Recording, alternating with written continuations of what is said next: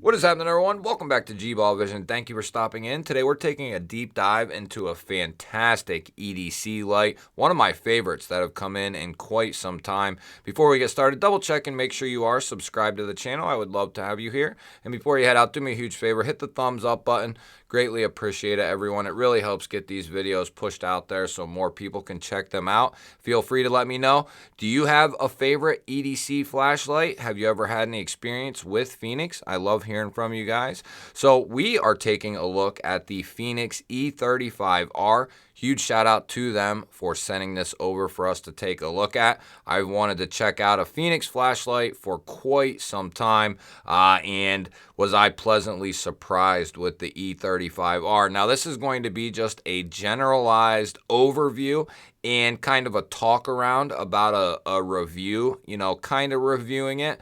We're going to do a full review and testing in a separate video. So this will be just going over some general things and taking a closer look at the flashlight. So here is the flashlight. We'll take a look at the box and the contents here inside in a moment, but let's start with the back end here. We're looking at a magnetic tailpiece, so there will be no tail switch, which is fine with me. I do not mind a side mounted switch, which this one is, and it's got this nice hue to it, kind of reminiscent of what like a copper finish, kind of like an oldie copper look to it. And then we have a lower mounted deep carry pocket clip here. So you will have the butt end of the flashlight kind of poking out. If you were to put this in a pocket, this would definitely be suitable in a vehicle, in a pouch, around the house. This light here packs quite a nice little punch, maxing out at 3100 lumens with a 260 meter beam. So it does output some decent power. We have a full aluminum body here. And then the bulb type in this is going to be the luminous SST70 LED, and it says that they have a lifespan, I think, of like 50,000 hours. So that's quite a while when it comes to, how long the light itself will continue to run. 50,000 hours. That's pretty decent. Like I said, 3100 lumen max output. We're looking at 260 meters, or roughly, I think, 850 feet. Max runtime, probably on low or moonlight mode, is going to be 70 hours. There is 6 different lighting modes. So you're going to have, I think they label it as eco or moon, and then there's low, medium, high, turbo, and then strobe. So it's a very simple user interface. Let's go ahead, we'll get into that in a minute. Let's check out what comes in the box. So nice little package here, and then you can open it up from the back here, which I've kind of already destroyed. And inside, I guess there won't be any saving this, so it don't really matter. So we get a little booklet, little pamphlet, and a little story about Fenix and a warranty card, that type of thing, and then a full set of instructions on the flashlight. On the back side, if you want to do a little pause and read, there is kind of the specs of the light there. IP68 submersible and impact resistant up to 1 meter, which is going to be a standard spec for a lot of these flashlights. And then inside we get the charging cord, which is going to be USB-C, which is great because that's what, most people are running with these days as far as their phones are concerned. Most people are running a USB-C charger. And if you don't keep a charger with you at all times, something's, you should probably keep one with you, right? At least in your vehicle. That way, anytime you were to leave your house, you usually would take your vehicle when you leave the house. So to have one in your vehicle at the bare minimum, I keep one in my truck, one in my backpack, one in my sling pack that I take with me to and from the house into my vehicle and to work. It's a good idea to have a charger, a portable battery, and a wall outlet for a cord like this. You got to have that stuff with you. It just makes sense. And then it comes with a nice little wrist lanyard that you can throw on the tailpiece here. Nice little packaging from Fenix. And so let's get into the user interface here, and then you will be charging this guy through this little rubber seal here. You pull that back and you can charge it up right through there, which is pretty cool. And then I believe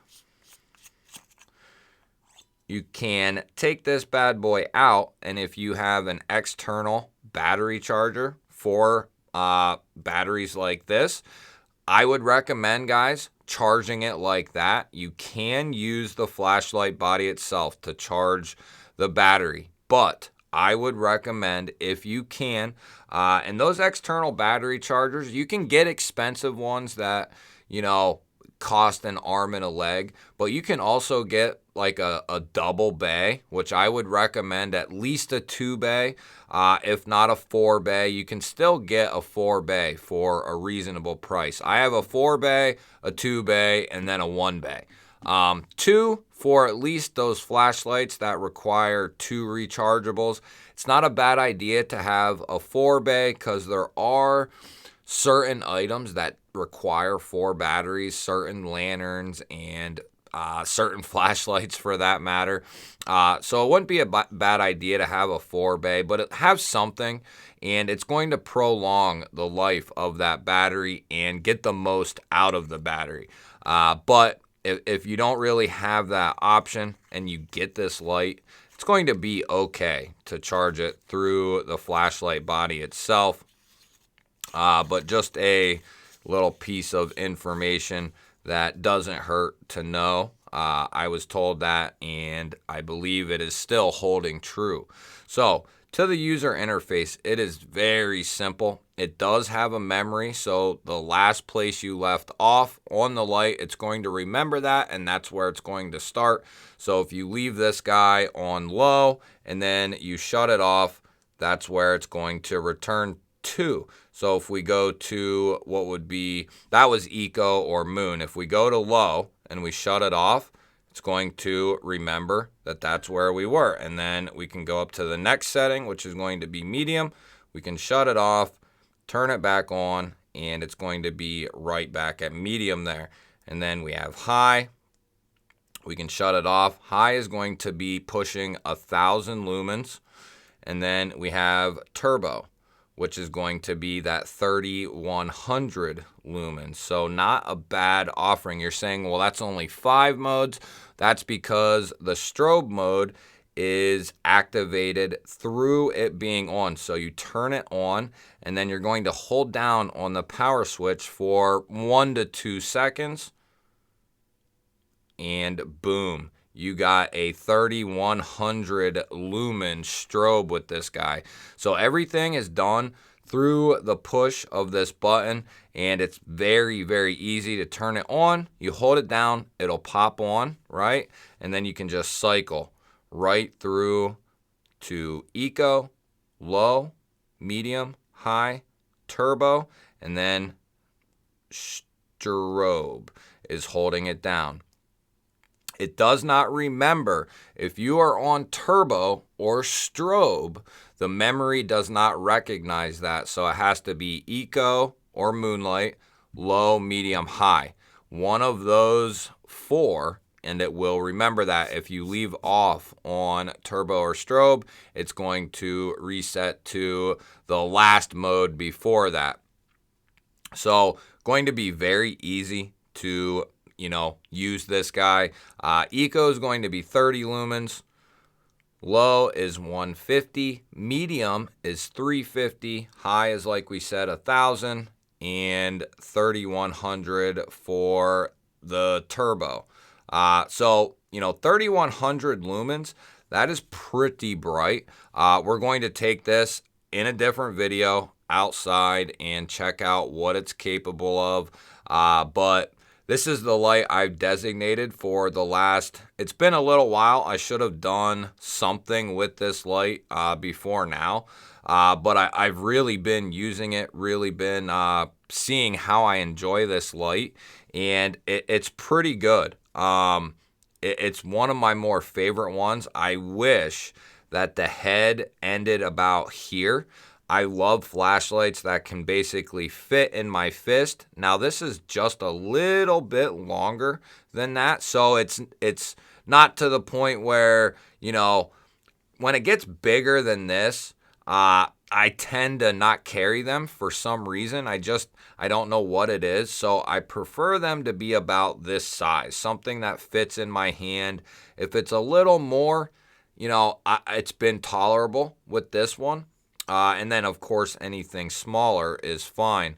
Now, one other thing, these would do well in like a vehicle roll or just around the house as well. Of course, depending on the size of your property, but for around the house inside, for sure. Maybe this is, you know, on the top of your fridge, magnetized, and you have it, or it's a bedside light, right? If you live on a big property, you might want something with a little bit more power for outside, right? Something with a lot more throw and flood than maybe 3100 lumens can offer, but that's still, you know, a pretty good output there. About 850 feet. That's nothing to sneeze at, right? So you're still going to get a nice amount of power, and this is going to perform very well. For 80 bucks, I think that's a fair deal, and if you can get it for a better price than that, I definitely think that it's worth it. They're very well made. There's plenty, though, guys, of amazing lights out there from a plethora of different companies, but if you're looking for a little bit more out of your light, right? A little bit more quality, a little bit better fit and finish, then Fenix is probably the next jump up into that like middle tier as far as these price range of flashlights that I would go to pretty much. I was trying to think about it, and having had and tried a lot of other companies' flashlights, I put Fenix up there so far with the best of them in this price range, right? Just a very solid light. We do have plenty of other flashlights to check out from a multitude of different companies, and I believe we'll be checking out another one from Fenix.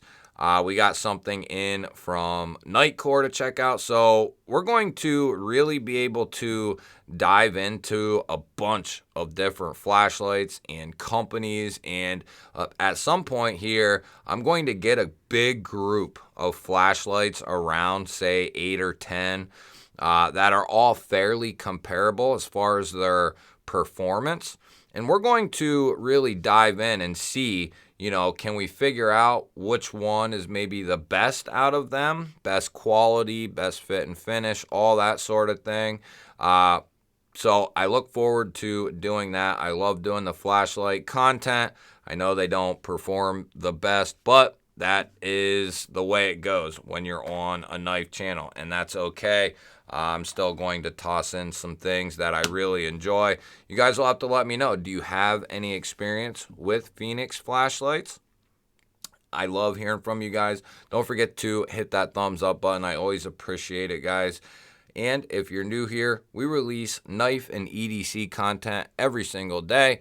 You are in the right spot. Hit the subscribe button, ring the little bell. I would love to have you here. Otherwise, guys, I'll throw up a couple of new videos. Go check one of them out. Have yourself an awesome day. Thank you for watching. Catch you on the next one.